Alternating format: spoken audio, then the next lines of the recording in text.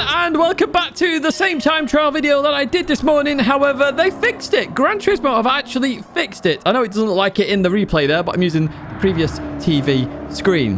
So we're at Northern Isle here in the Charger Hellcat. We're on comfort medium tyres. It's gone from impossible to hard for this one because it's still a hard car to control here, and the time 3%. It's quite difficult to get in that 3% because there's not very much going on. You can see the gold estimate down at the bottom there as well.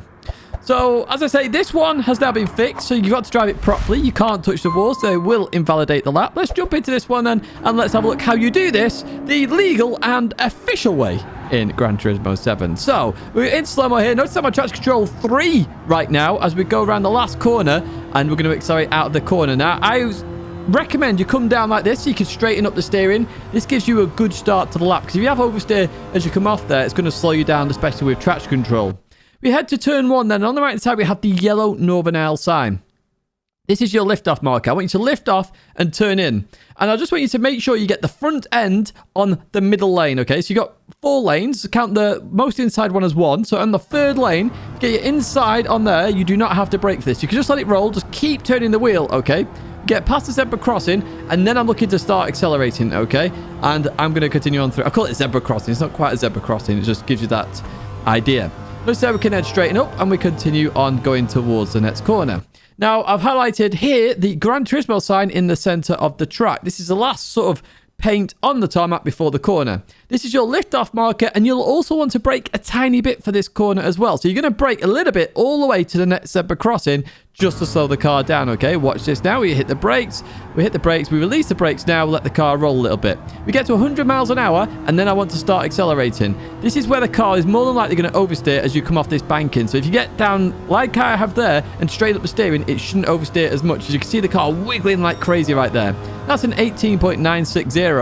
Believe it or not, though, that is not my fastest lap that I did across all 3 inputs that I normally do. Let's jump to the pad lap where it is my fastest lap. So we're going to continue on out here. Notice we do traction control on 1 then. So come to here then. Yellow sign on the right side is what we do. We lift it off there. We get past that zebra crossing. We look to start accelerating. We were still understeering a little bit, so I had to delay that. We continue on. Look for the Gran Turismo sign. We lift off then. We turn in. We hit the brakes a little bit. Release the brakes. Let the car roll a little bit. Then start turning in as we get to 100 miles an hour as we continue on through. Traction control 1 obviously is slightly bit better because it doesn't reduce the power as much, but you will suffer more oversteer. But on the controller, it's very much easy to control. We got to chase cam then here. You can see how close we are to the walls then. ABS is on weak for those that are wondering as we continue on through. Cross the line. Look for the yellow Northern Isle sign. There it is. We lift off, let the car roll. Get to zebra crossing, then start to accelerate. If you're still understeering a little bit, just keep letting the car roll through the banking. It will come back to you.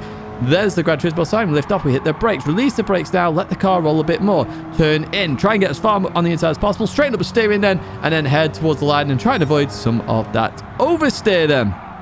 So I also did this lap in VR, and in VR I was messing about with traction control as well, but I put it back to 3 because it's just the easiest one to do. Now you can use other driving aids if you want, but I prefer just using traction control because I feel that's more realistic. Obviously the stability manager is there, which can help with oversteer. So we used the Northern Isle sign there once again. Notice here how we continue on through. We're going to head towards the next on the bottom of the track there, the Gran Turismo sign, as we go into here, as we go through, getting on the inside again as best we can to straighten up that steering, again trying to avoid some oversteer, but we get a little bit there on the exit, but it's a 19.0 and that is within the goal time, and I can't see the goal time going down that much more than what it's currently at. Now, in terms of how to get there, how do I get 2 million credits as quick as possible? Well, you head to sport mode, okay, which is in the top right-hand side. When you get into here, you head to online time trials there. And you can already see it there, the Northern Isle Speedway Dodge Charger Hellcat. You can also pick the Suzuka time trial, which I will link at the end of this video as well.